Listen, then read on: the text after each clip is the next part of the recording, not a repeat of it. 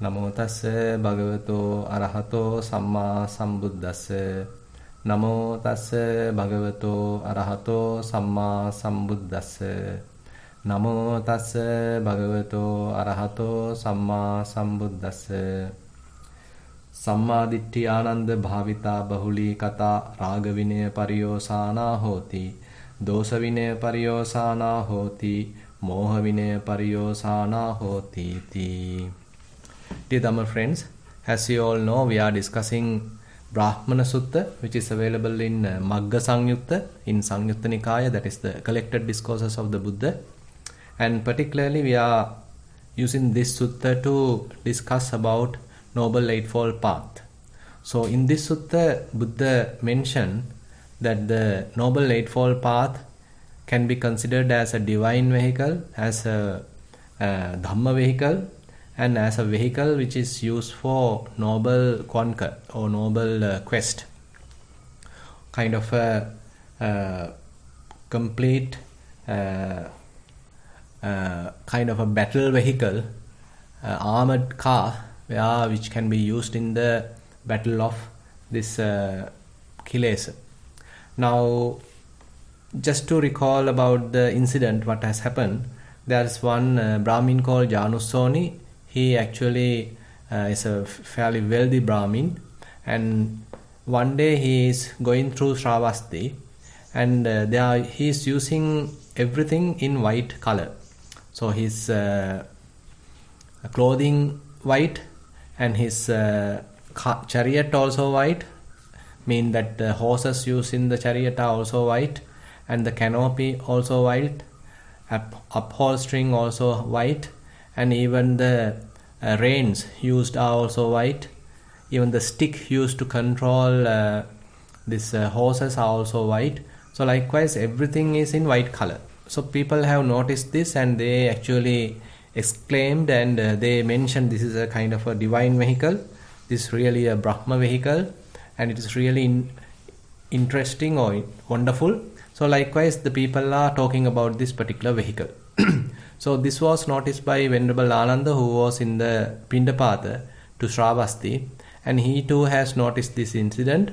And after coming back to Jetavanarama, he mentioned this to the Buddha. And he requested, is it possible to give a kind of an analogy to this vehicle in terms of the Dhamma? So then Buddha mentioned, yes, it is possible. And there Buddha mentioned, imassevako etang ananda ariyassa attangikassa maggassa adivachanam brahmayanang itipi dhammayanang itipi anuttaro sangama vijayo itipi. So basically, this divine vehicle, Brahma vehicle, is a synonym for Noble Eightfold Path. So that is the Dhamma vehicle. This is the divine vehicle, and this is the vehicle which is bringing us victory in the kind of battle in the samsara.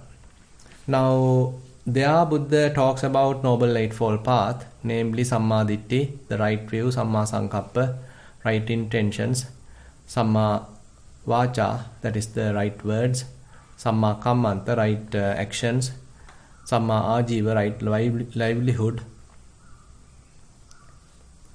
Samma Sati, that is the Samma Vayama, that is the right effort, Samma Sati, right mindfulness, Samma Samadhi, right concentration. So these are the Noble Eightfold factors. And so we first taken the part that is the Samadhi. So Samadhi is twofold, and that is well explained in Mahachattārisaka Sutta. It's available in Majjhima Nikaya. So there Buddha mentioned there are two kinds of Samadhi. Attibhikkave Samadhi, Sāsava Punya Bhagya Upadivepakka. There is one kind of Samadhi, right view, which is with taints, and it is pertaining of merit and ripening in the acquisitions. So basically the idea is one is establish oneself in the this sort of Samadhi, mundane kind of Samadhi, and it is actually ripening in the good acquisitions. So if you did a good thing, and you can sort of reap the good results. And say for example, if you give a dana, become somewhat generous, then as a result of that, probably you in this very life or in a future life, you will be getting a lot of other, say, acquisitions, various resources, and good say wealth and etc. So as a result, so this kind of a samadhi is capable of bringing us this upadi, various acquisitions, various assets. Now on the other hand, it is also in the wholesome side, but it is somewhat rooted in asava, somewhat rooted in the kilesa, because there is still a self-view. Somewhat rooted in the ignorance, because there is avijja, ignorance, and kind of a self-view is there. But anyway, the first of all, we need to become a good person. So while being an extremely bad person, immoral behavior, with immoral behavior, one can't say that I am with samadhi. So first of all, therefore, one has to establish oneself in the samadhi. So that is the mundane kind of samadhi. One has to become a good person. As much as possible, one has to try to do that. This doesn't mean that one have to be immediately be perfect in order to go to the next stage. You can actually start both. But as much as possible, one has to try his best to become a good person. So in the first category, actually the emphasis is given for karma. So there are several types of parts that we have discussed in this, emphasizing on generosity, emphasizing karma, emphasizing rebirth, and again emphasizing gratitude, and again some idea about celestial realms, and again giving at the end kind of a hope, kind of a direction towards the supramundane type of samadhi. So therefore, this whole first category, much emphasis is given on the karma. So one has to believe in karma, one has to accept karma, and one has to understand that one's inheritance is in a way karma. Actually, one's refuge is also the karma. So karma here means volitional action. So if one volitionally do something using the body or words, speech, or the mind, there could be a potential developed which can give results in the future.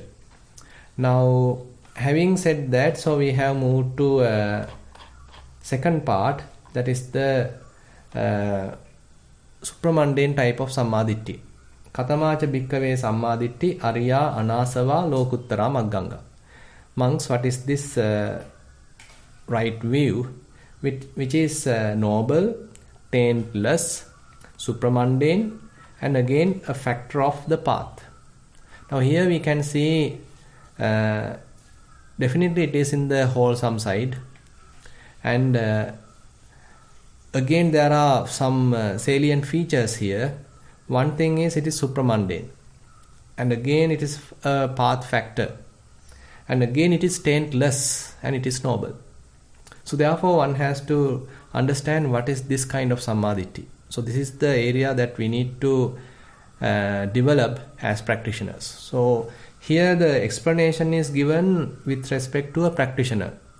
So you can see from even the definition that Buddha expected to have a kind of a growing kind of samadhi. It is not something that we learn today and we say that I am now with samadhi and then forget it. It is not like that. Rather, Buddha give a kind of a definition which is some sort of a evolving nature. Yako bhikkave arya chittassa anasava chittassa arya magga samangino arya maggam bhavayato.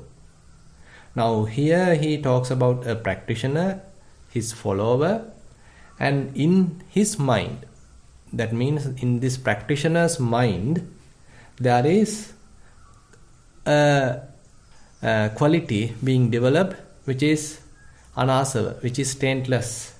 And this person is now practicing according to the Dhamma, according to the Magga, according to the path. And he is fairly trying to establish in the path.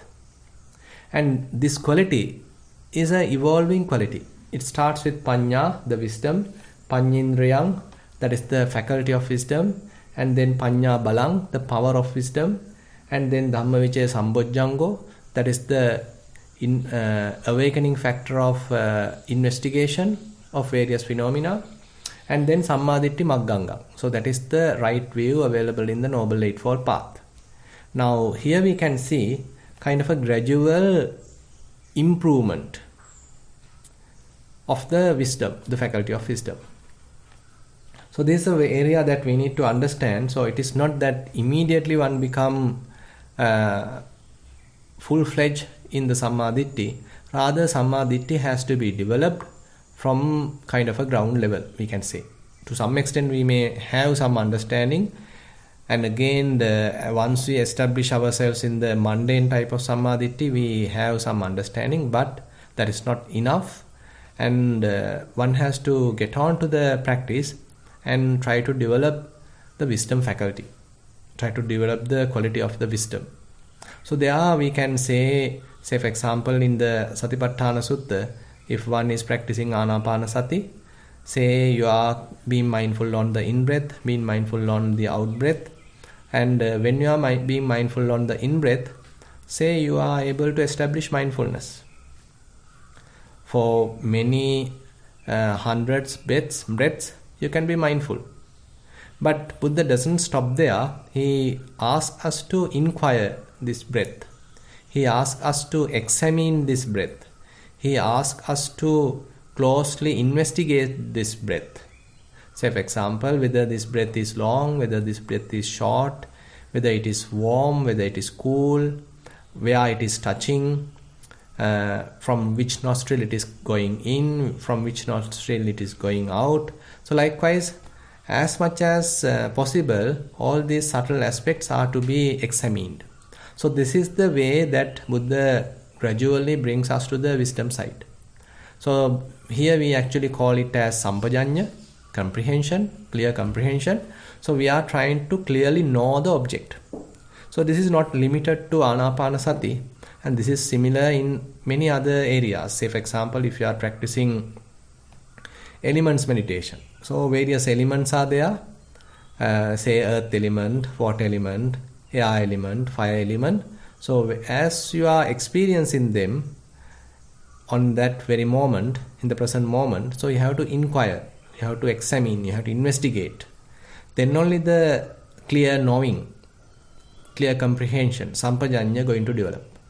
Similarly, assume you are doing Vedana Anupassana, being mindful on various feelings. So they are also establishing mindfulness is the first step, and once mindfulness is well established, you need to examine, you need to investigate how these feelings are behaving and what are the qualities and how quickly are they arising, how long are they existing, and how quickly are they passing away. And is it really a single feeling, or are there many feelings? So likewise, so you have to examine these feelings. Suppose you do Chittanupassana. There also you are keeping well-established mindfulness, and you are able to recognize various thoughts popping up in the mind. And as and when they are popping up, arising, you should be able to notice them. And you can recognize whether it is a lustful thought, whether it is a angry thought, whether it is kind of a resistance or kind of a little frustration, maybe sort of a jealousy, envy, or maybe loving kindness, maybe faithful thought. So likewise, you can immediately recognize the quality of these thoughts. So this is actually related to the sampajanya, clear knowing. So it is not merely that you are trying to be aware of these thoughts, but again you can recognize various facets of these thoughts. Now, as a result of that, you are not being kind of driven by those thoughts, and you are able to recognize them properly, and you can let them go. And there it may actually change to quickly arising and passing away. There you may not even be able to recognize the quality, but rather you can understand how transient they are. So likewise, even in the Chittanupassana and Dhammanupassana, so you have to encourage this kind of examination, kind of an investigation. So as you are doing like this, it is growing to the next level, that is the Panjindriyam. So that is the faculty of wisdom. So there you understand, okay, there is a quality in the mind called wisdom. Like you understood there's a quality in the mind called mindfulness. Similarly, there is a kind of quality in the mind called wisdom. Now you can properly recognize it as a separate quality. Previously you didn't know there is such quality and you didn't know that it can be developed. But now, as a result of our practice, now wisdom is developing, and now you can recognize it as a separate quality which can be developed in the mind. So that is where the level of faculty, the indriya. And one day probably you can understand, okay, today in the morning I have good wisdom, kind of a penetrative knowledge. I could understand things very easily. But in the evening I didn't have that much of sharp wisdom. I was little ignorant. So I did something unmindfully and ignorantly. So my wisdom was not that sharp during the evening. So likewise you can sort of notice the state of your mind, and there you can understand whether the wisdom was present or not present, or whether it is strong or weak. Now as we are further improving the wisdom, it can become Panya Bala. So that is the power of wisdom. So there you have the confidence. You know how to develop it. You know the quality of the wisdom. You know its advantages. You know all the techniques to develop wisdom. So you are fairly having good confidence about wisdom. Even when the mind become ignorant, now you are not shaken, because you know how to regain wisdom, how to re-establish wisdom. So this is called Panya Bala.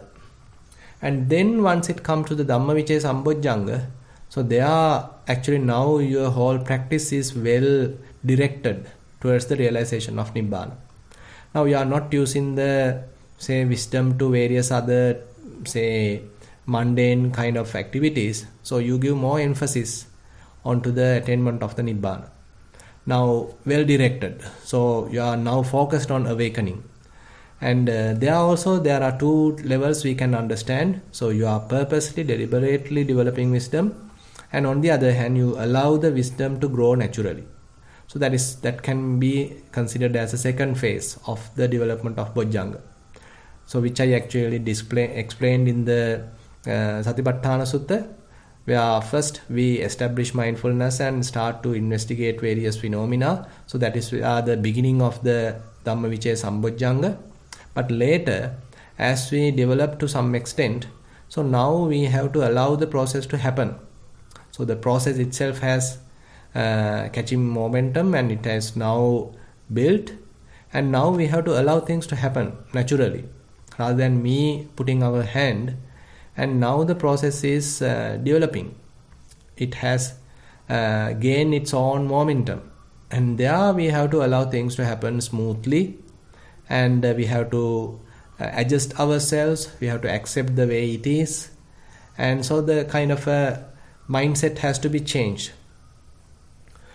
So when it comes to Dhammaditthi Magganga, now we are further examining, sort of trying to understand, so what are the other qualities that we need to thought or to develop in this Sammaditthi Magganga, the path factor of the right view. Now, in order to further explain that, actually we discuss about Micchaditti Sutta, where how this wrong view can be developed in a mind. So there Buddha very clearly mentioned, if one attached to 5 aggregates, so that can lead to develop Micchaditti. It doesn't mean that immediately once you attach to some sort of an aggregate that you become a Micchadittika, one with the wrong view. Rather, if you continuously grasp any sort of aggregate again and again, and you do it for a long time, then there's a higher possibility that one can even become sort of having a wrong view. Now there actually we have discussed further about the perversions, how we wrongly understand what is impermanent as permanent, what is unsatisfactory as satisfactory, and what is non-self as a self, and what is loathsome as beautiful. Now these are in a way the perversions that we continuously going through, and as a result of that, our recognition, how we understand or how we recognize various things as we experience them is in a way perverted, is in a way wrong. Something went wrong. We didn't really properly understood it at the very beginning. Since we understood or since we recognize it in a wrong way, so as we think about it again and again, so that wrong understanding or wrong recognition become somewhat ingrained in our mind. Now the mind is somewhat conditioned to think in that wrong way. Now if we think like that for long time, so many years, we think in the same manner, so that wrong understanding, that misunderstanding become well established in the mind, ingrained in the mind. Now it is very difficult to change. Now there we become sort of a micchadittika, one with the wrong view. So therefore Buddha mentioned, if we are able to avoid this clinging, avoid this grasping, upadana, then there is no possibility of arising micchaditti, of arising wrong view. So that is the logic behind in this sutta, where Buddha talks about the micchaditti, how a micchaditti going to arise. Now there we can understand one important feature, that is if one is rupang upadaya rupang abhinivissa micchaditti uppajjati. Similarly, vedanang upadaya vedana abhinivissa micchaditti uppajjati. Sanya upadaya sanyang abhinivissa micchaditti uppajjati. Sankhare upadaya sankhare abhinivissa micchaditti uppajjati. Viññānaṁ upadaya viññānaṁ abhinivissa micchaditti uppajjati. So the wrong view may arise by clinging either to the form, either to the feelings, either to the perceptions, either to the formations or to the consciousness. Now if we are able to build a mind, if we are able to develop a mind which is not grasping any of these aggregates, then there is no possibility of arising micchaditti. Now using that strategy, now Buddha more and more giving us various ways and means how to avoid this kind of a clinging. So clinging actually leads to develop micchaditti. Now how are we going to avoid clinging? In other terms, if we are able to avoid clinging, then we can say we have a fair amount of sammaditthi. We have proper wisdom. So non-clinging is based on sammaditthi. Now in order to further explain this, I today like to take another sutta which is called Kachana Sutta. This is a very profound sutta and really interesting, and directly give a much advanced answer to the supramundane type of sammaditthi. Now here, one venerable called Kachana visit the Buddha, approach the Buddha and ask a question. Directly he asked the question, Sammaditthi iti bante vucchati, kittavatanuko bhante sammaditthi hoti iti. Venerable Sir, it is said, right view, right view. In what way, Venerable Sir, is there right view? So basically you can see the question is asked very directly. So he directly asks what is sammaditthi. Now the answer Buddha gives has good understanding or some important features that we have to recognize, we have to understand, we have to discuss. So one aspect Buddha mentioned here is how the typical worldlings are thinking, how our way of thinking.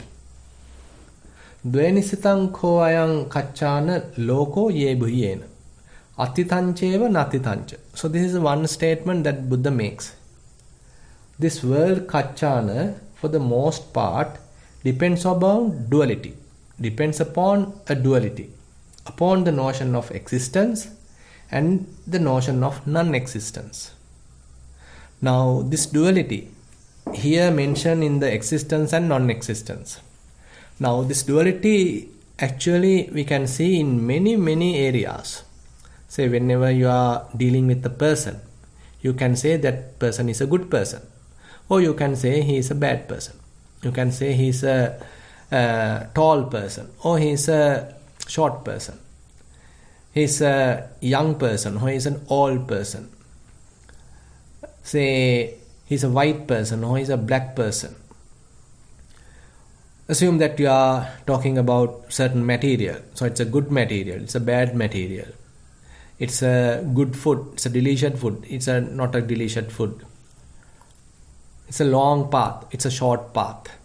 So likewise, we always have this sort of a duality in our way of thinking. So we always in the kind of on-off kind of a mentality. Either correct or incorrect, on or off, good or bad. So every time the pattern of thinking either in the one side or in the other side. So Buddha mentioned here, most of the time, therefore, the way of thinking is based upon this duality, upon the notion of existence or upon the notion of non-existence. And on the other hand, there's another quality that the way that people are thinking and their minds are working in a way. So what is that? There Buddha mentioned Upaya Upadana Abhinivesa Vinibandho Ko Ayang Kachana Loko Ebuina. So this is another observation that Buddha made, that the typically worldly beings are having this kind of a characteristics. What is that? This world Kachana is for the most part shackled by engagement, clinging and adherence. Now this part actually we have to further explain. So it is not only these three parts, but Buddha explained this into 5 categories in the latter part of the sutta. Upaya Upadana Chetaso Aditthana Abhinivesa Anusaya. So these are the 5 areas that Buddha mentioned here. So these are very interesting to understand, and in order to actually understand ourselves, so we need to look into our mind, how these ways of clinging are operating in our mind. Upaya. Upaya means that you are going closer to it. Say for example, say you are closer to a tree. Say you are far from a tree, now you are going closer to the tree. Say that tree is beautiful, or that the shading of the tree is fairly necessary, so you approach the tree, you go and become closer to the tree. So this upaya is having that meaning. So that indicates that whenever your mind getting closer to something, attached to something, coming closer to something, so that the Pali term used is upaya. So then upadana means that now once you come closer, you get hold of it, you clung to it, so you are clinging to it, you are grasping it. Now this is in a way some improved state of that upaya. Upadana is much greater clinging, and that you are holding it. So mentally you are holding it. And Chetaso Aditthana. Now you are taking a kind of mental standpoint, and you have your view. I have my opinion. So this is my standpoint. So this is what I represent. So this is my view. So likewise we talk. In our language we use those terms just to say, so this is my view. This is what I represent. This is my opinion. So there we firmly establish ourselves onto some sort of a mental standpoint. So there also we are holding something. It may be kind of dogmatic, say, belief, maybe some sort of philosophical idea, or maybe some sort of traditional idea, or maybe some custom that we taken from our culture. So whatever it is, that we are strongly holding some sort of an idea. So that is the mental standpoint. and then abhinivesa, and you are in that, you have adhered to that, you have gone into it, so you are with it now. Basically you have gone inside that sort of the mental adherence. So there it is called abhinivesa. So you have gone into it, now you are living in it, so you are dwelling in it. So this is the adherence. So this is the abhinivesa. Then anusayam. Now the anusaya means, now when you are doing this sort of an association, either you are coming closer, you are holding it, you are having kind of a mental standpoint about it, or you are sort of in it totally. So now you are more and more associating something. When you are associating this kind of a thing, some sort of phenomena, some sort of a view, some sort of an object, now certain qualities are being sort of transferred to the mind. Now the mind, even without that object, gain those characteristics. Now mind has its certain qualities, those are actually projected from that previous association. Now mind has become colored, mind has become conditioned. Now it has become a tendency in the mind. Now it has become a habitual tendency in the mind, because habitually for a long time, so mind has associated some sort of a quality, some sort of a person, some sort of a, say, tradition, some sort of a culture, some sort of a dogmatic belief, some sort of a phenomena. So whatever it is, so when you are associating something for a long time, it becomes kind of an inherent quality of our mind. So this is extremely sort of dangerous, because even though now the mind is not directly associating that particular quality, it is already there in the mind. Now it has become kind of a quality of our mind. So how to uproot those? So those are the actually difficult part that we have to deal with in the vipassana. So that is called anusaya. It has become a kind of a latent tendency in our mind. It is latent. You can't even recognize it immediately. But when the conditions are there, those latent tendencies become activated, and accordingly we take an action. We don't know how we took that decision, we don't know how we acted at that time, but once deeply analyzed, we can understand, okay, our mind is fairly conditioned, it being colored because of those long time association with someone or with something or with a different culture or etc. So as a result of that, our mind being conditioned.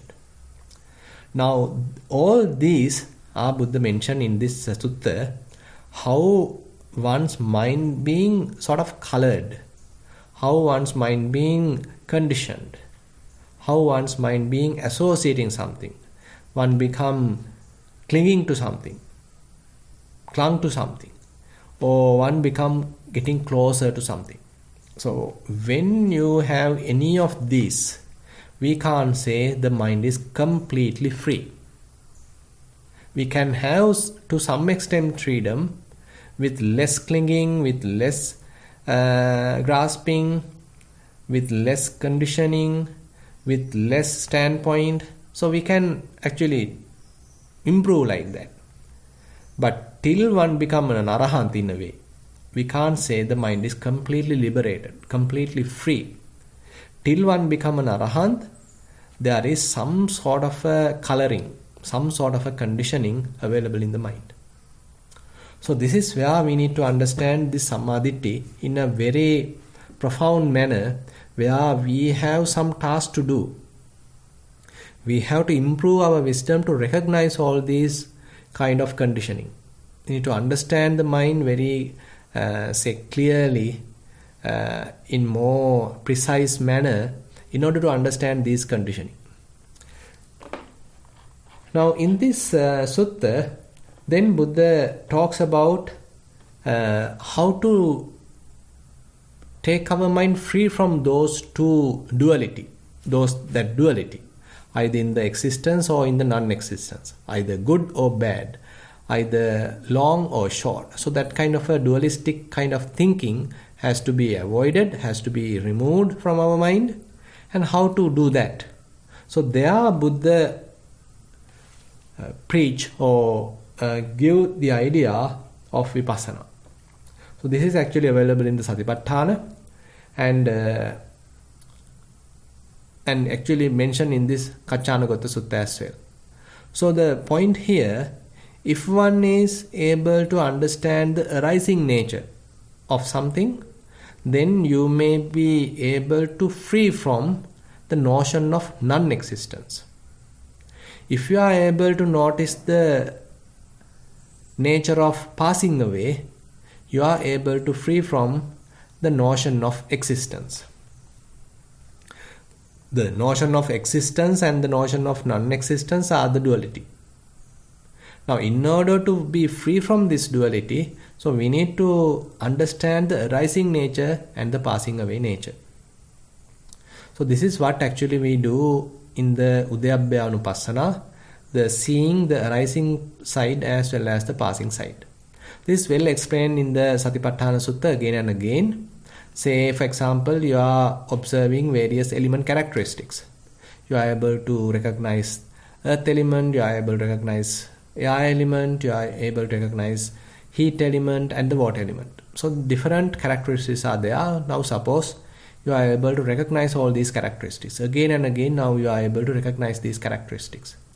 More you do that, so you may not only recognize these characteristics, but also you will understand their behavior, how they start, how they evolve, and how they pass away. How, say for example, heat arise, and how it may grow, and how ultimately it may fade away. How hardness arise, and then exist for a moment and then pass away. How softness arise and exist for a moment and then pass away. How, say, some kind of movement arise or starts and then going to stop, pass away. So likewise, all the element characteristics have this arising and passing away nature. So when it is in one quality, when it is going to change to another quality, so that previous quality is already gone. It has passed away. It has disappeared. It has vanished. Now a new quality has arisen. So when another quality is going to arising, so that previous quality also has gone. Now a new quality has come into being. So likewise, you can understand all these element characteristics have the nature to come or have the nature to arise. And they also have the nature to pass away, to disappear. Now, if you are able to recognize this arising and passing away nature of elements, so there we can say, so you are recognizing the common characteristics of all the elements. Now suppose you are doing Vedana-anupassana. So various feelings are there. So various feelings are coming to be. They are arising. Say painful feeling, it is arising. And it exists for a while and then it passes away. Now if you are closely looking at those painful feelings, you probably may understand. So it is not a single painful feeling, rather it's a accumulation, it's a collection of series of painful feelings. There are minute painful feelings. So each minute painful feeling has a very short life. It quickly arises and quickly passes away. Now likewise, if we are able to even look into thoughts, so thoughts also have the nature to come and go, have the nature to arise and pass away. So all these various phenomena therefore have the nature to arise and pass away. Now if one is seeing the arising nature, again and again things are arising, again and again various feelings are arising. Painful feelings are arising, pleasurable feelings are arising, neutral feelings are arising, say element characteristics are arising, various thoughts are arising. So arising. So constantly things are arising. So you see the arising nature. Again and again you understand the arising nature. So when you are well aware, this arising aspect, you can't say that things does not exist. Because it is quite evident that things are arising. So when you yourself know that things are arising, you can't say that there is nothing exist. So you are gradually be free from that extreme. There is nothing exist is a kind of an extreme, and when you see again and again that things are arising, so you can be free from that extreme. On the other hand, all these various phenomena quickly passes away. Now when say feeling is there, it quickly passes away. Maybe painful feeling quickly passes away. Maybe pleasurable feelings, minute pleasurable feelings, they pass away. And then the minute neutral feelings, they pass away. Then say hardness pass away. Roughness pass away. Softness pass away. Say heat pass away. Cold passed away. Movement stops. That also pass away, disappear, fades away. And when it comes to thoughts, not only they arise, they also pass away. So if we are not clinging to them, if we are not driven by them, so they start to pass away, they start to fade away. So now you notice fading away. Again and again things are fading away. Again and again things are disappearing. Again and again things are passing away.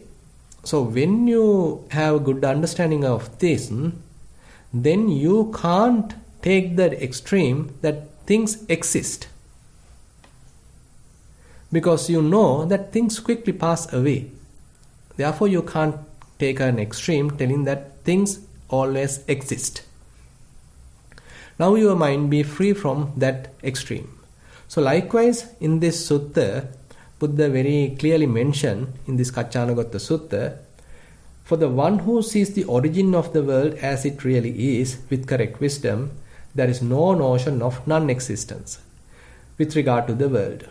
Similarly, one who sees the cessation of the world as it really is with correct wisdom, there is no notion of existence regarding to the world. Now you are free from the two extremes. And once you see that again and again, not only this understanding, but you are becoming not capable of holding it, because it is quickly arising and passing away. You can't hold it now. It is so fast. It happens so quickly. So now you can't cling to it. You can't hold it. It quickly changes. As a result of that, one can't take a kind of a standpoint. One can't take some sort of an opinion. One can't take any kind of a nimitta, kind of a sign. Because it is very quick, very fast, extremely transient. And if a process is extremely transient, so we can't say there is someone there, there is something there, there is something substantial there, there is some sort of a core there. Because things are extremely vulnerable, extremely transient, it quickly arising and passing away. So then we can't say on such a process there is some sort of a non-changing, everlasting kind of a quality. Everything is arising, passing away. So there you will understand there is no way of having a person, a self, an individual there. Now, when he is applying that to various our own five aggregates, I am using the term own, but they are really not own. But anyway, when we using this understanding, when we using this observation to the form aggregate, to the feeling aggregate, to the perception aggregate, to the formations aggregate, to the consciousness aggregate, so there one may understand there is no core, there is no self in the form aggregate. There is no core, there is no self in the feeling aggregate. There is no core, there is no self in the formations aggregate, the perceptions aggregate, or in the consciousness aggregate. So then one can't recognize oneself in those aggregates. One can't identify oneself in those aggregates. Those aggregates are quite transient and they quickly arise and pass away. There is no self there. There is no lasting core there. And one may understand what is arising is suffering, what is passing away is suffering. And he has no perplexity about that. Again and again he understands it, again and again he experiences it, and he understands. So whatever arises is some sort of an unsatisfaction. Whatever passing away is some sort of unsatisfaction. So whatever arising and passing away is nothing but suffering. Dukkhameva uppajjamanam uppajjati, dukkham nirujjamanam nirujjati. So he will understand what is arising is dukkha, what is passing away is nothing but dukkha. And na kankati, na vichikicchati, aparappachya jnanamevassa ethhoti. So about this understanding, now he has no perplexity. He has no doubt. He don't need to go and ask from someone. He himself has understood it very well. Now his understanding is quite independent from others. Now he has its own realization. Now, so this is an area that Buddha emphasized in this sutta, and then he actually talks about Paticcasamuppada as well. Now there he mentioned, without taking those two extremes, telling that either everything exists or telling that either everything does not exist, that Buddha has taken a middle path. So that middle path is Paticcasamuppada. That middle path is the dependent arising. So probably we'll take that topic on next day because that's also a very interesting topic and further improvement of our wisdom. And with that, I like to conclude today's Sutta teaching. Now I open the session for questions. Thank you, Bante. Sorry, that was my dog pressing the keyboard. For any new friends that's joining us for the first time, you may ask questions via the chat feature, or you may raise your hand and ask your question directly. So, Bante, I haven't received any questions yet, but I do have two left over from last week. Yeah. May I go ahead? Sure, yes. Okay. So the first question is, Bante, how does Panya, wisdom, improve through being able to identify different sensations of breathing? Yeah, that is what we discussed even today. Now suppose you are practicing mindfulness on breathing. So once the mindfulness is well established, so we need to inquire the experience. We need to investigate the breath. So this investigation develops some sort of a very refined quality in the mind. So this is what we call sampajanya. Whenever a task given, whenever that we come across some situation, so we are able to look at it very carefully. We are able to investigate it with a very quiet mind. So we are able to penetrate the situation. Rather than simply taking the face value, so we are able to penetrate the incident, we are able to understand the situation in many different ways.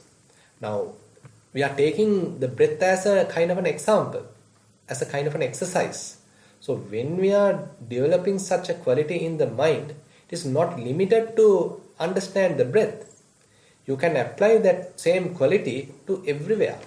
So that is why, we don't need to simply think that we are investigating breath. So how are we going to become wise? Actually, we are using breath as a kind of a pathway, as a kind of a mechanism, kind of a strategy to develop that refined quality in the mind. So once that quality is available in the mind, it is not limited to understand the breath. You can use that developed quality to understand anything. So that is the important thing that we need to understand. So don't think that investigation of breath is only limited to that. The skill that we gain through that will be only limited to that. Rather, it will be available for you. So there you can apply it for various other things, even your day-to-day activities, at your office, while you are traveling, while you are driving, while you are doing any other task. So that quality has become your own quality now. So mind has that capacity now. Previously there was no such thing. You were always looking at the surface value. You couldn't penetrate. But now, as a result of this exercise, you have gained that quality. So as a result, so your mind become more and more wise in a way. Yeah. Thank you, Dante. The next one is more of a series of statements, but seeking Bante's confirmation. Mm-hmm. So a little bit long. It says, it says Vanaya, but I think this person meant mana, which makes us overestimate us. To think we are as same as others, or there are some more people who performs well, and I'm nothing compared to them, grounds us and reduce our ego, and not to tolerate or to wait to be praised from others. As soon as someone starts praising, to know that you are into a vicious cycle. You have to change your attitude. That's the solution. Actually, there are 3 types of mana, conceit Buddha mentioned. First one is hina mana, where you sort of put you down. You think that all others are quite superior and you are no one, you are sort of quite poor, you are inferior. So that is the hina mana. The second type is the sadisa mana. You consider yourself equal to the others. Assume that the others are quite capable and rich and everything, some sort of thing. And you put yourself also to the same level and you consider that I am also equal to them. So that is the other category. And the other one is adimana, where you put yourself up more than the others. So that is the other type of conceit. Now these 3 types of conceit is available in ourselves, and it is only be completely able to uproot when one becomes an arahant. So you can understand how deeply ingrained so this kind of a quality. Now we need to carefully recognize it. So in order to recognize it, actually one has to have a very clear mind. So you may not be able to immediately understand conceit, because when one is conceited, it's very difficult to come out of it. You become that. So you immediately understand, okay, I am this, I am that, and you become something. And you get uplifted because of that. You get motivated because of that. But in order to come out of that and recognize that even the motivation happened because of that praise, considering that you as an individual, you as a person, is in a way very challenging. As I said, it is not kind of a self-annihilation or self-denial. Rather, to understand the, say, Paticcasamuppada, to understand the non-self nature, it is because of our ignorance that we consider there is a person here. So it is not that we have to put ourselves down in order to remove conceit. So that is maybe one approach, but more and more we need to approach using the wisdom to understand there is no individual here, there is no person here, rather it's a cause and effect relationships is going on in the mind and the body, and they are constantly rising and passing away. How can I have a person here? How can there be a core here? How can there be a everlasting soul here? So there are that we need to question, that we need to again and again recognize. And not only that, whenever conceit arising, so we should be able to recognize it. So once recognized, we have to disclaim it. We need to ignore it or simply discard it rather than encourage it. Say you are keeping yourself well aware of the mind, and there are various thoughts arising in the mind. So there may be thoughts sort of promoting a self, sort of seconding a self, sort of establishing a self. Sometimes it is called as ahankara mamankara. So there are thoughts which makes a self. There are thoughts which talks about some sort of a possessing. And when we understand these thoughts, we have to discard them. Rather than promoting them, rather than encouraging them, rather than driven by them, we need to understand their futile nature. So these thoughts are trying to establish a self which is not actually when there is no self actually. It's a kind of a perversion. When there is no self, thinking that there is a self is a perversion. So these thoughts are now trying to encourage that sort of a perversion. So we need to understand that. So when there are various thoughts are arising, we are being quite aware of them, and if we little analyze them, we may understand this sort of hidden, trap in it. So once understood, we can ignore it, we can avoid it. We don't need to get trapped in it. So we can simply allow them to pass away. So if we allow them to pass away, then we are not making any kind of a conceit. So we can keep the mind fairly free, fairly pure in that sense. So even though I am talking to you, so it happens to me as well. I mean, don't think that I am an arahant. So this conceit is a very subtle, kind of a defilement. So again and again it may arise. So actually we need to recognize it very clearly. We have to face with various challenges, and then only we are able to recognize it. And once it is recognized, we should be able to keep it aside rather than driven by it. Yeah. Okay, thank you, Bhante. For the next question, I'd like to invite Mahisha.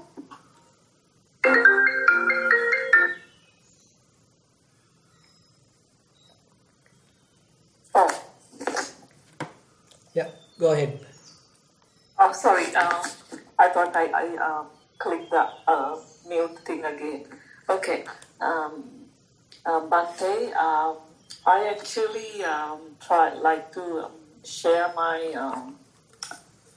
practice experience and then ask for advice also through that. Yeah. So now when I start sitting session, I quickly actually can get over I can pass the anapanasati quickly. So that means my breath getting calm so quickly. And then I watch on that, and then when it's like settled, I then start on Dhatu Manasikara. Sensations, and I keep doing that for a while, and then I feel like I'm getting into my usual Samadhi state, and then I with the advice that I have received from you all, I let the couple of thoughts comes in and visit me, and then kind of have a visit and then passing away. So I keep watching that, but after some time, then I get with the trap on it. So I start, making stories out of it and running through it. And I run for a while, and then I can come, and then I realize, oh, okay, I'm running too much now. So I get back to my sensations again and watch the breath, and then getting back again. So like that, I'm going on a journey like that, round and round, and Now it has become like my way of life when I'm not working or when I'm not doing anything else. Then I'm kind of relaxing the way how I stay. So it's my sitting session also like kind of like that now towards like towards the middle or end part, and then so it keeps on like that, and then I suddenly actually the past few weeks I'm getting a real severe pain on one of my leg actually always troubling me, and then I watch the pain. I can watch the pain clearly. It's appearing and then fading away, and then it goes off completely and stays for some time, and then again slowly the pain creeps through and then disappearing like that. I watch that, and then my time getting up. So this is the process that now I'm going through for about more than a week now. I feel like a little boring, and I'm thinking, I don't know, I'm not expecting anything because I know Swaminathan is always saying, people are having the problem of expecting things. I'm not expecting anything, but after finishing, it's quite okay. But I feel like it's always like that. Yeah. And even with the day-to-day activities, when I'm doing my mind, not getting that crazy thoughts like those days now. So it's calm, kind of calm, and even though some thoughts creeping through, I look at it, and then they are disappearing, and I've tried to practice the Satipatthana advices that we have got through this session. So I just want to share it with you and ask whether I'm in the right path, and whether I should proceed like this or do I have to do any changes? Yeah. Thank you, Bhante. Yeah. So basically, once you are observing the mind, if you are able to clearly recognize various thoughts, so allow them to pass away. So once, when you allow that, again if you say that I get caught to them, so that indicates that some sort of a weakness in the mindfulness and the clear comprehension. Because if you are weak in mindfulness and clear comprehension, there's a higher possibility that you being driven by the thoughts. Now that is where you need to return back to the Anapana Sati or Dhatu Manasikara or Vedanānupassana, any of those, just to regain mindfulness and to establish mindfulness. And if you are able to recognize various thoughts, and as a result of that, if they quickly pass us away, so just allow the mind to be. So this is a very difficult part in a way for us, because we are used to do something. So that is why mind become somewhat agitated, because once those thoughts pass away, we have nothing to do. So thoughts have gone, there are no much feelings, and the element characteristics may be there but not necessary to watch. So they have nothing to do. So this nothing to do is a kind of a question in the mind. So what am I going to do? Am I going to observe feelings? Am I going to observe thoughts? But at the moment there are no thoughts. So what am I going to do? So this kind of questions agitates the mind. Now again mind become agitated, again various thoughts are coming. Now ultimately you probably might get caught to them. But the point here is, once the thoughts pass away, learn how just be, not to do anything.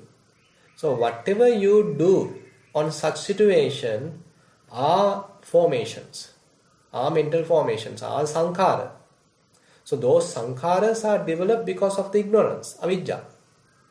So if we are able to completely let go of all the thoughts, and now you are not grasping any feelings, now you are not grasping any sort of element characteristics, thoughts are also gone, the mind is very clear, just enjoy that, just be. And what happened to us is this kind of freedom, this kind of a peacefulness, we recognize as kind of a boredom, because our mind is used to agitation. By seeing various things, we agitate the mind. Say you are watching the movies, you are watching various news, all the collapses, all the calamities, Every sorrow, lamentation you are watching and you agitate the mind. And all the various songs, news and everything you are hearing and you agitate the mind. And you may go through various incense, etc. You agitate the mind. And you may use the tongue to agitate the mind. And you are going through various sensations, the bodily sensations, that also agitate the mind. And none of them are present, you start to think and keep the mind agitated. So we are used to agitation. So we are in a way addicted to agitation. Now this is the area that we need to work out, how to keep the mind free from agitation. So when there are no feelings as such to observe, there are no element characteristics sort of come forward to observe, and the thoughts are also gone. So just a peace is there. Kind of a very simple awareness is there. How just be in that awareness without any complaint, without any kind of mental agitation. How can I just be there? So this is the area that we need to sort of practice. So it is very difficult like today, because we are sort of suffering of doing syndrome. You always want to do something. Sometimes people call it as doing syndrome. So how to overcome this doing syndrome? So if we are able to overcome this doing syndrome, then we can simply be. We can simply enjoy this simple awareness that is more peaceful and that is more free from grasping and completely free from tension, and we can say more closer to the Nibbana.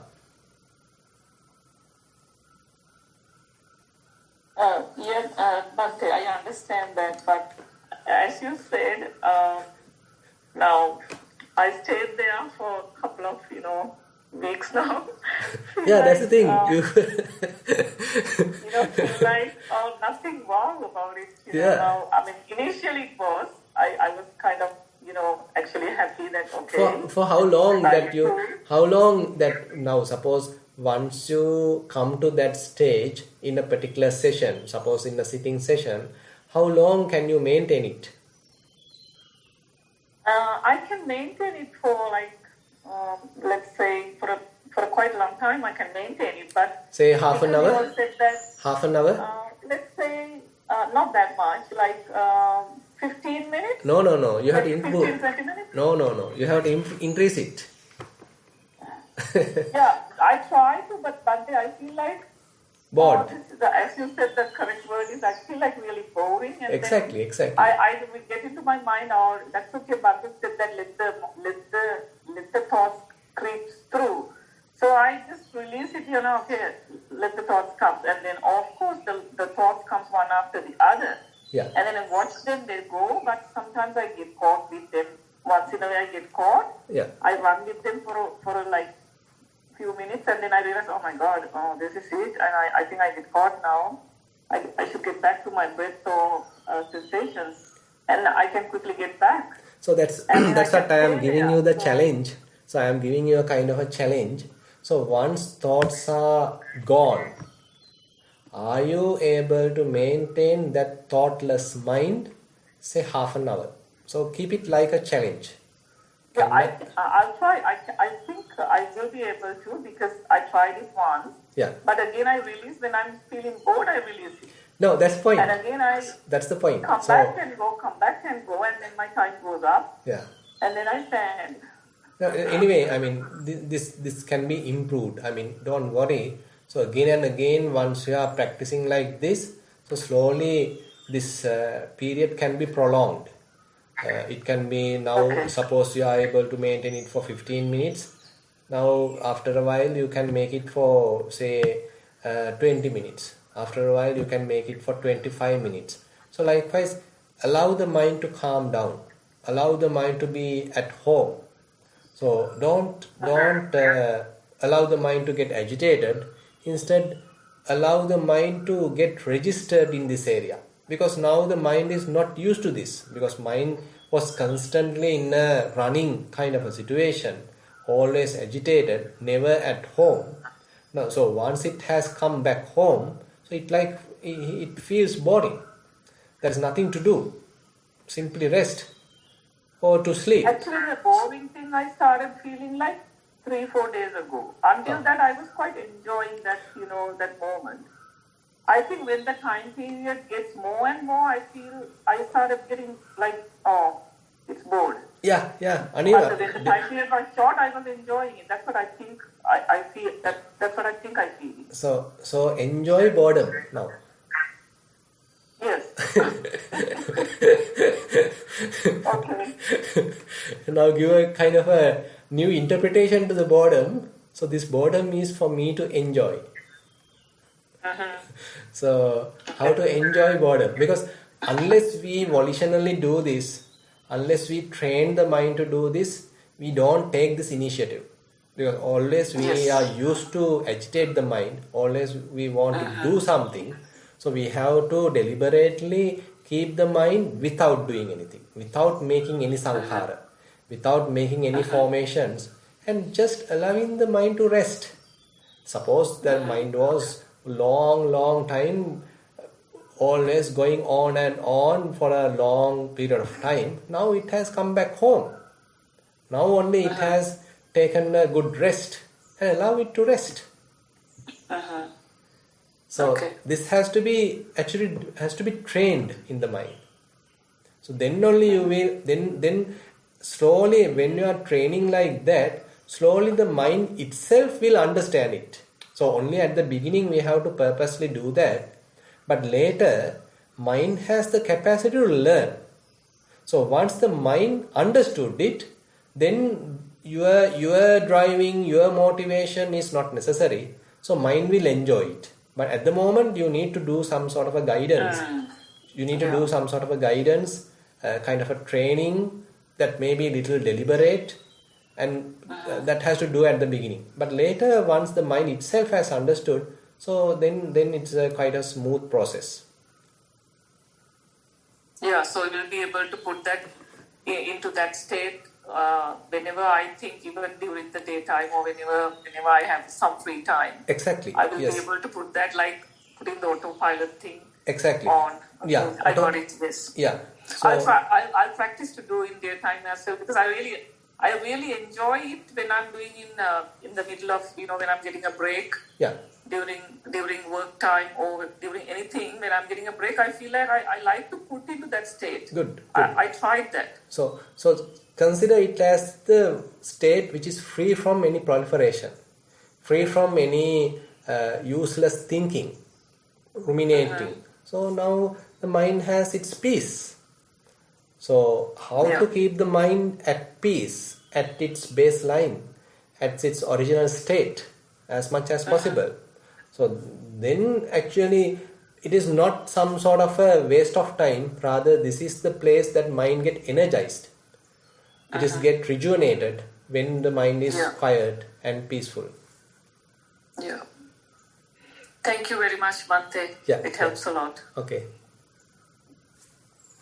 Thank you for that question. I'd like to invite you to Debbie to please ask the next question. Hi, thank you. And just from the ladies' thing, Bhante, is that after you have meditated for a while, is that boredom, can you interpret it as the disenchantment? Like, well, that's not what it is. That's here actually. Disenchantment typically we come across when when we are seeing various things arising and passing away. So we get disenchanted to those phenomena. Suppose you are used to various objects, say sights, sounds, smells, say tastes, tactile sensations, thoughts, etc. So we used to enjoy them as much as possible. So that is what we define as our kind of wealth or our rich. But when we see the arising and passing away nature, as we are practicing what we have discussed today, more and more we become disenchanted to those. So then they are there, but now they appear like little distant. Everything like mixed up. Everything appear like a kind of a flux. Now that is where the disenchanted is in operation. Because in my case, when I meditate, Bhante, I do all what you have discussed, but also I come to a very, very comfortable, and I can sit there for quite a while, just in that comfort sort of area. So I don't know whether I haven't, though I have seen the rising and passing, I don't get a disenchantment, Bhante. That's why I asked the question. No, thing is, now if you are able to see arising and passing away, and as a result, if your mind completely let go of all those processes and simply like to stay quiet, like to stay at peace, so that state has to be developed. So that is the state that we are discussing with the other lady, and that is the same thing that I have to tell you. So, I mean, the recognizing all these characteristics of the phenomena is one phase. So once we recognize that, they also start to fade away and disenchantment is there. So ultimately kind of a letting go happens. So the mind is at peace without going to attach to any of those things. Yes. Yeah.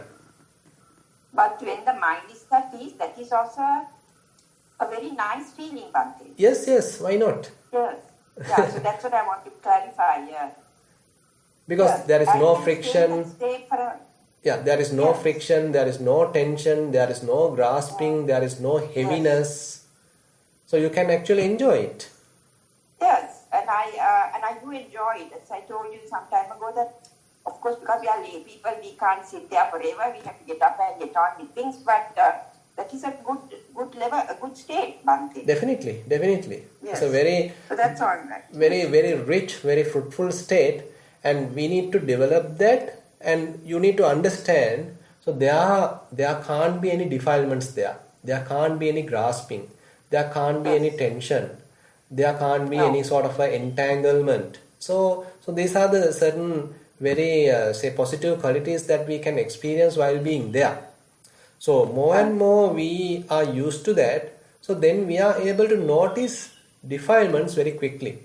So this state is developed not just to stay there, rather, so this is a kind of a mechanism, kind of a reference point for us to recognize various subtle defilements. Because, say, gross defilements, of course, we can easily recognize, but the subtle defilements are able to recognize more and more. We are able to dwell in this kind of a state, because this area is a very pure kind of a state. But that you can only... So you say those subtle things, are we supposed to see that in the daily life? Because when you are in that state, there are no defilement, Bhante. Yeah, that's the thing. So when our mind is used to stay in that sort of a very undefiled, very pure, calm, peaceful state, so mind starts to appreciate that. And mind will understand how tension-free is this state, how beautiful, how, say, pure, and how lighter this state. Now suppose now you are in a day-to-day activity, as a result of some situation, now again mind unknowingly grasp something, again got hooked up with something. Now you feel the tension, now you feel the grasping, now you feel the kind of heaviness. That heaviness is very strong when compared to the previous stages. Now, so as a result of that, now mind suffering. Now you have to let go. Now you have to let go of that grasping, that desire, because mind requests that from you. Why are you suffering? Why are you? I am tired of this. I am now going through some tension. Don't sort of torture me. So likewise, kind of an inner request may be coming. Yes, because actually more and more you want to let go and not get that feeling. Like you don't want to get involved in certain things that you normally have been doing and going to work and coming back and doing all these things. Now more and more you want to let go of those, Bhante.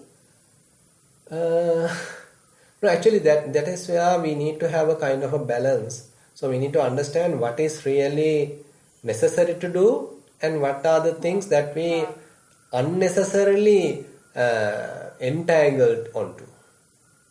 So we sometimes ask and take in the trouble. And there may be certain troubles, certain activities they actually have come to us. So that we can't avoid, we have to go through them. We take them as a kind of a challenge, and we have to go through our life, and we have to face these challenges, and there are various duties, responsibilities. So we are going through it. Yes, of course. Yeah, so that is all right. But on the other hand, there may be areas that we unnecessarily put our hand. So those can be avoided now.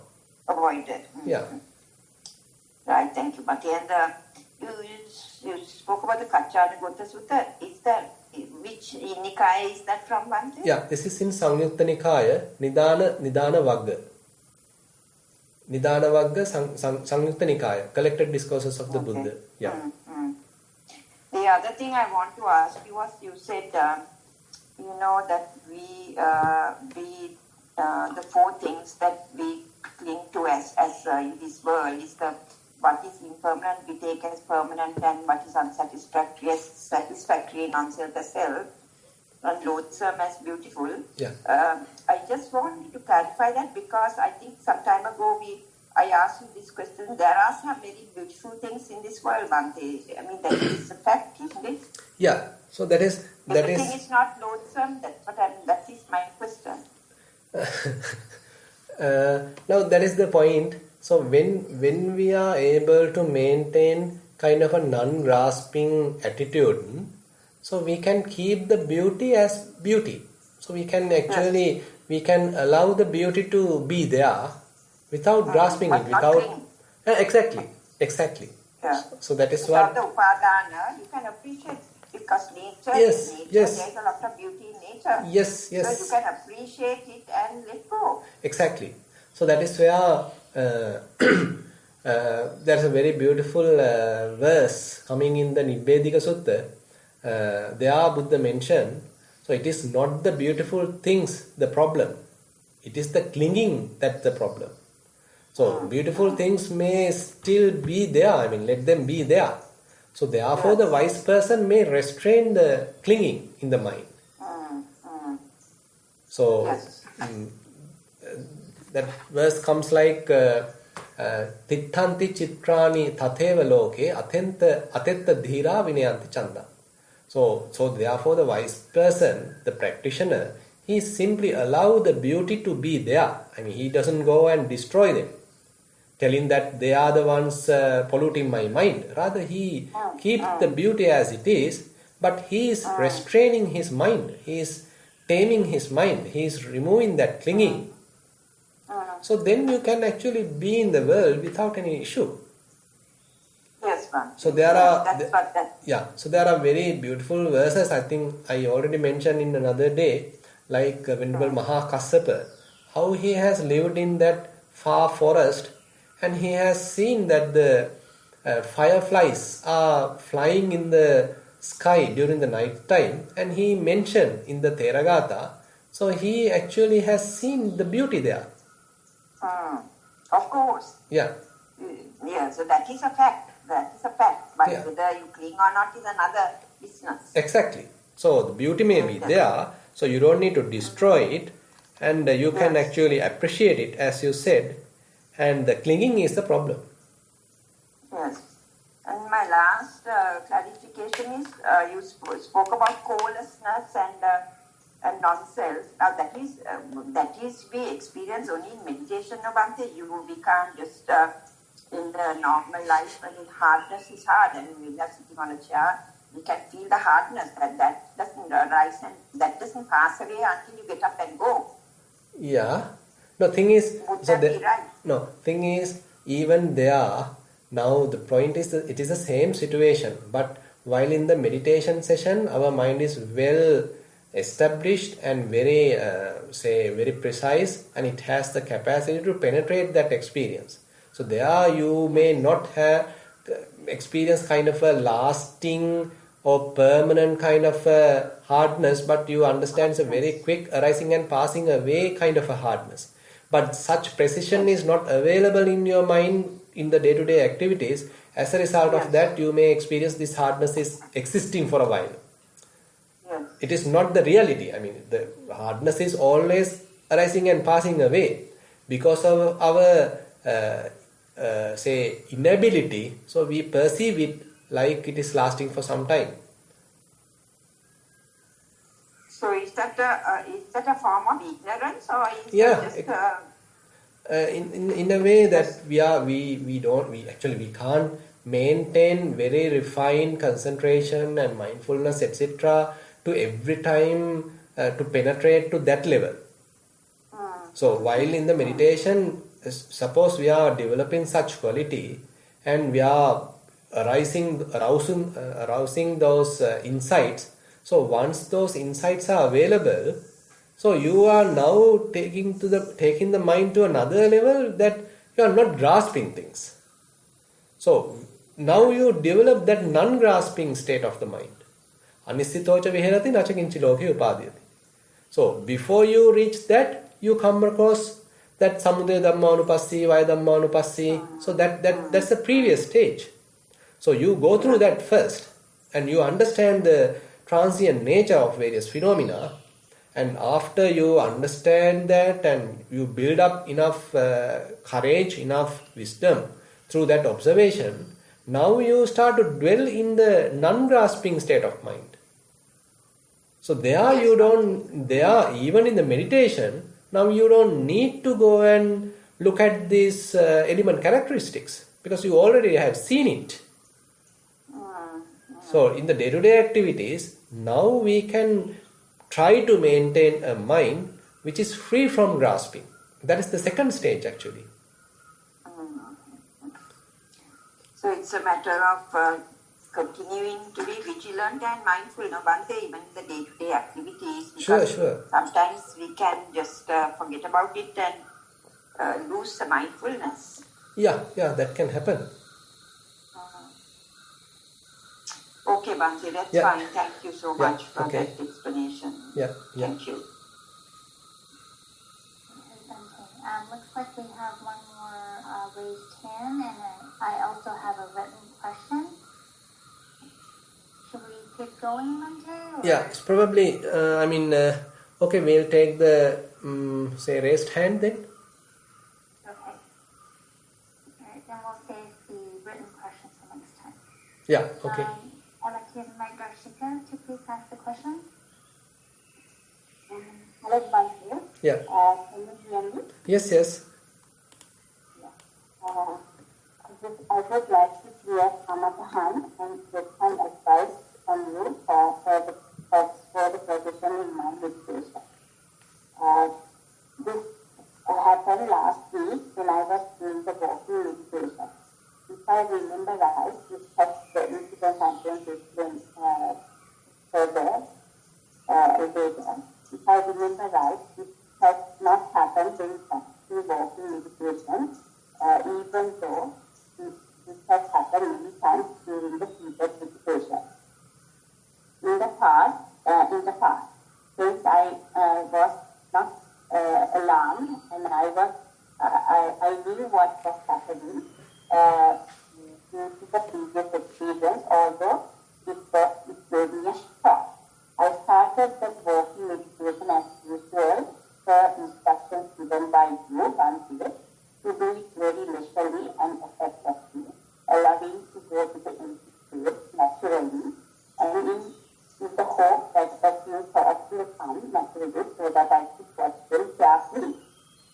I am very mindful and keep watching easily as to what's happening, and then they are noting and letting go. So first thought, this is not the incident, but I said first when I started the meditation, I thought, I do it very leisurely now and go into the space very softly. Having been watching the thought arising from nowhere in here,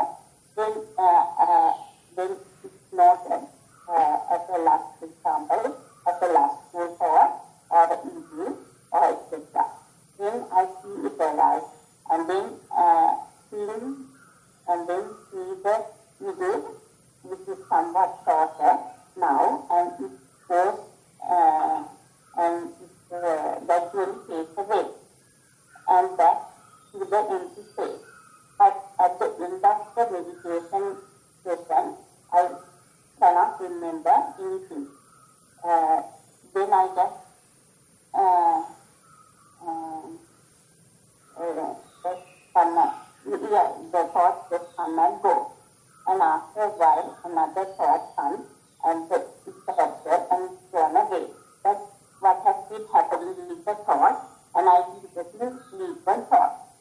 This was unusual because it was after a period that I saw this element. So I will explain that unusual event now. So after starting the walking meditation, it was also a cold day too. I felt the outside coldness reaching into my left hand finger. It felt as a slight cool tingling sensation spreading from the fingers to the whole hand. Then it was slowly moving up to the left shoulder as if on a gloomy autumn day there was a cool breeze sweeping across.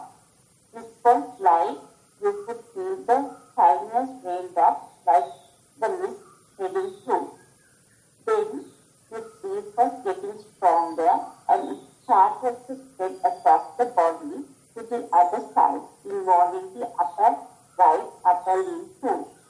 Now it seemed as if it was fairly strong cool breeze was passing through continuously while the margins of the body was lost and had dispersed into the natural in air, so that if the body had merged with the empty space. Now only the head and the feet touching the ground was really felt. Hardly a frightening thought was noted too, because the body was not felt. It was like it was going to start to rain, small fine raindrops falling down. Then it suddenly felt as if a very heavy rain was coming down, and a few large drops of rain were fell, but it stopped abruptly. Then it felt as if it was covered again with the tiny mist like silver away, and after a little while, slowly faded away. I continued with the walking meditation, and in a few minutes the alarm went. Then I sat down and calmly analyzed what had happened. I could very well remember when something similar happened 2 years ago for the first time, when all the body margins were lost while doing the seated meditation, and it went beyond 1 hour. I got so frightened at that time, and I was amazed too. I quickly sent a SMS to Nissarana asking whether I could speak to him. So Bhante, this was the first time this occurred while I was walking. So from this what I understood was that there is the person form, like a solid form was broken into small particles, so that there was no person, and it was taken from one to another, so I think that it impermanent, and because of that there was Sutta. Yeah, actually, can you actually forward? I think you have already written the question. You can forward this to maybe to Jennifer, because your mic seems to be not that clear. Actually, I tried to understand your question as much as possible, because your mic has some kind of echoing, and I don't know whether I understood the question properly. So as far as I understood, so you are able to say experience some fading away of the various phenomena. It may be thoughts, it may be various characteristics, it may be feelings, and once they are faded away, so you are able to experience some sort of a peacefulness. Am I correct? Yes, and this was normally, previously I was taking a lot of, different forms of elements, but this was, now I have experienced thoughts, mainly in the free state, because we said to do it leisurely. But this was the first time I got such an experience when I was doing the walking meditation. So it is the same thing, but I wanted to share and ask. So what is the experience? What is the new experience that you have? The new experience is that I saw the element breaking down the solid form, which we normally take as a person, it's just breaking down into like five, started from the hand, and then it gradually moved Right, back to right. wholeness. Okay, and okay. then it's broken down to like units. Right. So you got to continue this. You got to continue because especially when we do elements meditation, so this can happen because you are. I mean, at the beginning we perceive the body as a solid thing, as a compact something. But as we continue our meditation, it starts to divide into various pieces. It starts to disintegrate. So this is quite all right. You don't need to be afraid, and this experience will be available for you. And in the future, you can't have kind of a boundary to the body, in the sense that suppose once you sit at the beginning of our say couple of years ago, we can feel that there's a kind of a boundary. This is the shape of the body. But as we continue our practice, we lose that shape, we lose that boundary. So everything has sort of disintegrated, everything has fallen into pieces, and now we can't have a solid body. Now the compactness view has gone. So this is a kind of an insight that we gain in our practice. You can continue your practice. You don't need to be afraid of this. So that is where the self is broken down. So that's so that there is no self. Yeah. So this is one way of understanding non-self, that the body has disintegrated, body has fallen into various pieces, broken into pieces, and there we can't understand, we can't say that the body has a person, that it has a kind of a solid thing. There is no core there. So this is one insight area that we can recognize. But there are various other areas available to you as we are developing, say, Vedananupassana, Chittanupassana, Dhammanupassana. So this is a one say insight that we are coming across when we do Kayanupassana actually. So Bhante, even the thoughts are put to dance with the person, very slowly, literally, because effortlessly go and support myself into the space. So that the thoughts are arising, and then I identify this comes to my mind, and I notice that there are two thoughts, and then I see the middle, and then it fades away. Yeah, that's right. So that I should just continue the Exactly. You just need to continue. So once the body has completely like that disappeared, so now you start to be aware of various thoughts and allow them to come and go. And once they are gone, just be in that empty space. Yes. Empty space and enjoy the empty space. Yeah, exactly. Yeah, like enjoying as we discussed earlier, you need to allow the mind to rest in that area. You have to allow the mind to rest in that peace. Yes. Okay, actually we have taken almost say 1 hour and 40 minutes. Now I think the time is there for the complete our session. So today also we have spent some time in discussing this sutta and discussing various questions. So with this we are able to accumulate a lot of merits. Let's share the merits with all the beings. Ettavata cha amhehi sambatang punya sampadang sabbe deva anumodantu sabba sampatti siddhya. Ettavata cha amhehi sambatang punya sampadang sabbe bhuta anumodantu sabba sampatti siddhya. Ettavata cha amhehi sambatang punya sampadang sabbe satta anumodantu sabba sampatti siddhya. Akasattha ca bummattha devanaga mahiddhika punyantang anumoditva chirang rakkhantu sasanang. Akasattha ca bummattha devanaga mahiddhika punyantang anumoditva chirang rakkhantu desanang. Akasattha ca bummattha devanaga mahiddhika punyantang anumoditva chirang rakkhantu mamparang. Idang vo ñātīnaṁ hotu sukitā huntu ñātayo. Idang vo ñātīnaṁ hotu sukitā huntu ñātayo. Idang vo ñātīnaṁ hotu sukitā huntu ñātayo. ඉමිනා පුඤ්ඤ කම්මේන මාමේ බාල සමාගමෝ සතං සමාගමෝ හෝතු යාව නිබ්බාන පත්තියා. ඉමිනා පුඤ්ඤ කම්මේන මාමේ බාල සමාගමෝ සතං සමාගමෝ හෝතු යාව නිබ්බාන පත්තියා. ඉමිනා පුඤ්ඤ කම්මේන මාමේ බාල සමාගමෝ සතං සමාගමෝ හෝතු යාව නිබ්බාන පත්තියා. සාදු සාදු සාදු.